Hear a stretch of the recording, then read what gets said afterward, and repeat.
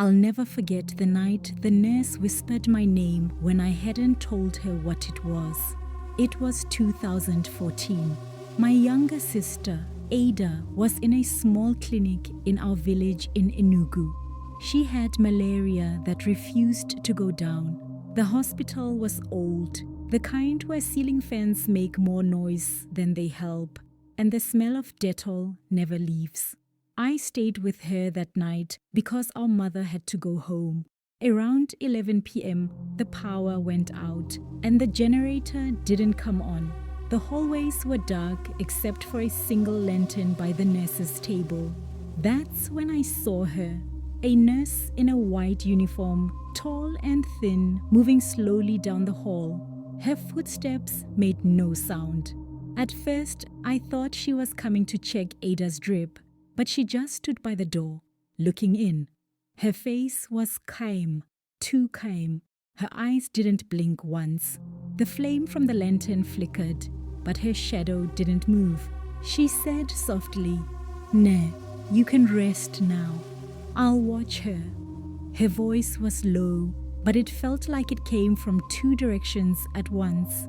I told her thank you and lay down on the bench near the wall, but I couldn't sleep.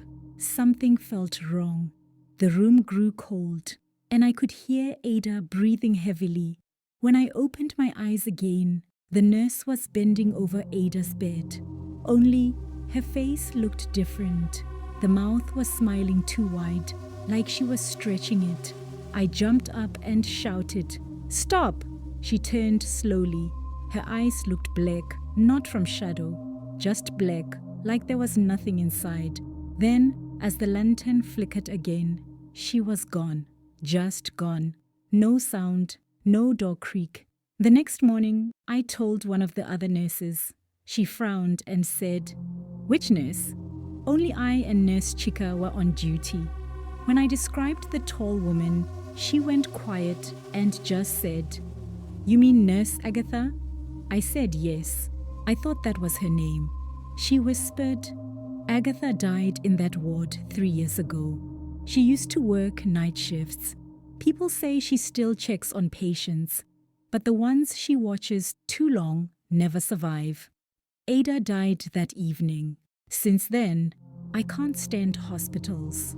And sometimes, when I pass a dark hallway, I swear I see that same tall shadow, standing still, waiting for me to blink first.